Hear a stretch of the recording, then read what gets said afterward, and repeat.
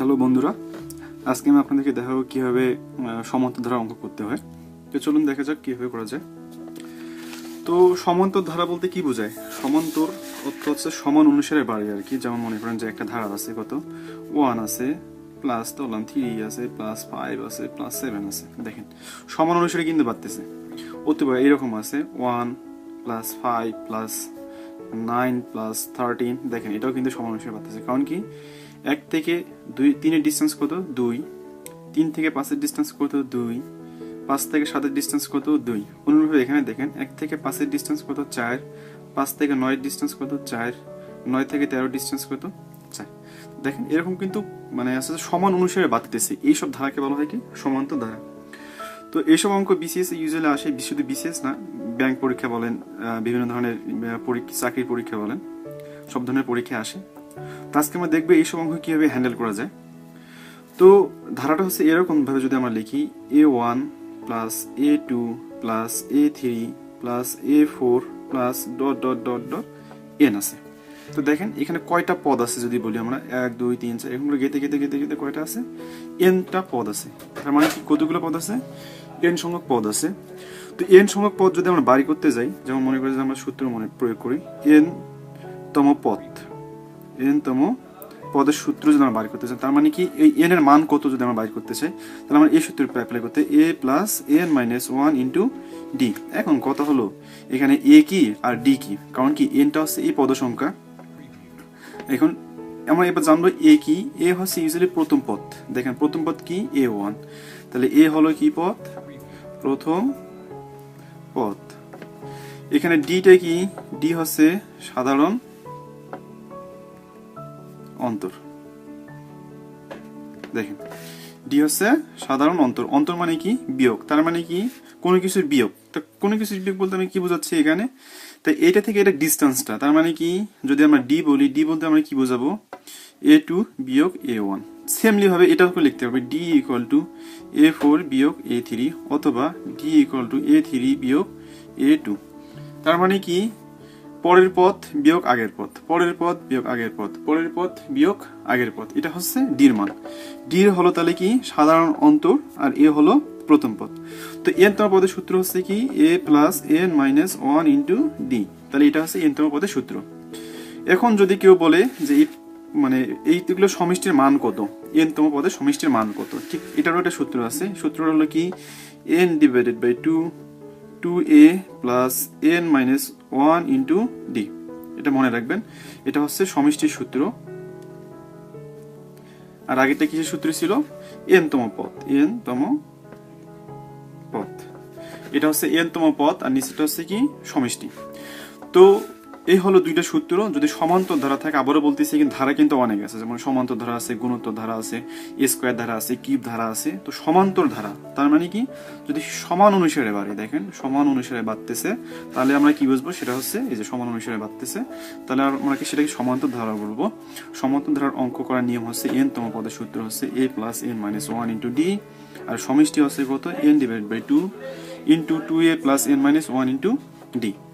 এই হচ্ছে দুইটা সূত্র। তো দেখা যায় দুই একটি এক্সাম্পল দিলে আপনারা এটা অধিক বেশি ক্লিয়ার হবেন। তো দেখা যায় এইভাবে একটা সূত্র মনে করেন অঙ্ক আছে 1 plus 3 plus 5 plus 7 plus dot dot dot dot plus 29 দেয়া আছে। বলছে যে এখানে কয়টি পদ আছে। এক নম্বর প্রশ্ন দেয়া আছে কি, এক নম্বরে আছে কয়টি পদ আছে, সরি দেওয়া হবে এটা, কয়টি পদ আছে। তো বলছে যে কি 1 3 5 এর মধ্যে কয়টি পদ আছে, তার মানে কি কয়টা এরকম 1টা 2টা 3টা 4টা 5টা এরকম কয়টা সংখ্যা আছে, তার মানে এটা বের করব। দেখেন তো এখানে n তম পদের মান কত, তার মানে কি যতগুলো পদ আছে সেই পদটার মান কত 29। আমার এখানে n তম পদের সূত্রটা কি ছিল, a plus n minus 1 into D, ঠিক কিনা। তো এখানে প্রথম পদ কি, আমরা প্রথমে বাড়ি করবো a ইকুয়াল টু প্রথম পদ হচ্ছে 1। সাধারণ অন্তর বলতে আমরা কি বুঝাই, পরের পদ বিয়োগ আগের পদ। পরের পদ কত হচ্ছে 3 বিয়োগ আগের পদ যদি 1 দেই, তার মানে কত 2। ঠিক সেমলি ভাবে যদি আমরা এখানেও করি, পরের পদ 7 বিয়োগ 5 যদি দিই, তাও মানে 2। দেখেন সব ক্ষেত্রে কিন্তু 2 সমান অনুসারে বাড়তেছে। তাহলে এর মান পাইছি, ডি এর মান পাইছি। আমরা এবার সূত্র অ্যাপ্লাই করব n তম পদের সূত্র। তাহলে n তম পদ ইকুয়াল টু, তাহলে সূত্র কি যদি প্রয়োগ করি a plus n minus one into D equal to দেখেন n তম পদের মানটা কত দেওয়া আছে 29। তা দেখেন এখানে যদি আমরা করি তাহলে a plus n minus one into ডির মান যদি 29 হয় তাহলে এর মান কত আমরা জানি 1 প্লাস n এর মান আমরা বের করবো কয়টা পদ আছে ডির মান কত 2 ইকুয়াল টু কত আছে 29। এদিকে প্লাস আছে 1, ঠিক না, এদিকে 1 প্লাস আছে, ওইদিকে যে তাহলে কি হবে এখানে দেখি ওইদিকে এসে তাহলে মাইনাস হবে, তাহলে আমরা কি লিখতে পারি এটা সিম্পলি হবে তাহলে আছে যে n minus one into 2 equal to 29 বিয়োগ 1, ঠিক কিনা, কারণ 1টা এইদিকে প্লাস ছিল ওইদিকে যে তাহলে কি হবে মাইনাস হবে। তো এখানে যদি আমরা আসি n minus one into 2 equal to 28, ঠিক কিনা 28। তো এই 2টা দেখে গুণ আছে ওইদিকে তাহলে ভাগ হবে, তো 2 দিয়ে যদি আমরা 28 কে ভাগ করি তাহলে 14 দুগুণা 28, n minus one equal to 14, n equal to দিলে কত হবে 14, এদিকে 1 মাইনাস হলে এদিকে এসে কি হবে প্লাস হবে ইকুয়াল টু 15। এখানে তাহলে কয়টা পদ আছে 1 2 3 4 করে বললে তাহলে 15টা সংখ্যা আছে, তার মানে কি 15টা পদ আছে। এই হলো পদের মান বের করার নিয়ম। এখন যদি বলে যে সমষ্টি কত, এই পদগুলোর সমষ্টি ইকুয়াল টু হোয়াট, এভাবে দিছে। তো সমষ্টি যদি আমরা বের করতে যাই তাহলে কিভাবে করবো দেখেন। তো n তম পদের সমষ্টি সূত্র কি ছিল আমাদের বলেন তো দেখি, n divided by 2a plus n minus 1 into d, ঠিক কিনা, এটা n এর মান কত ছিল দেখেন এখানে 15 আছে, ডিভাইড বাই 2 আছে, 2 ইন্টু 1 এর মান কত ছিল 1 ছিল, প্লাস 15 বিয়োগ 1 d এর মান কত ছিল 2 ছিল, এই আছে নিয়ম। তাহলে 15 বিয়োগ 2 না 15 ডিভাইড বাই 2 তার সাথে আমরা গুণ করি কত 14 থেকে 15 থেকে যদি এক যায় কত থেকে 14 সাথে 2 গুণ করি তাহলে 28 এর সাথে যদি আমরা 2 প্লাস 28 যদি করি তাহলে দেখেন 15 ডিভাইডেড বাই 2 গুণন 28 আর 2 কত হয় তাহলে 30, তাহলে 15 2 কে 2 15 2 গুণে 30, তাহলে কি হবে 15 গুণন 15 গুণ করলে কত 225, তাহলে 225 সমষ্টি। তো এগুলো পদ যদি সবগুলো পদ যদি যোগ করি তাহলে আমাদের সমষ্টি কত হবে 225, ঠিক না 225। তাহলে এখানে পদ আছে কয়টা nটা। তো এই হলো নিয়ম আর কি। এরকম বিসিএস অনেক অঙ্ক আসে, আমি আপনাদেরকে একটা অঙ্ক দেখাবো বিসিএস এ আসছিল আর কি।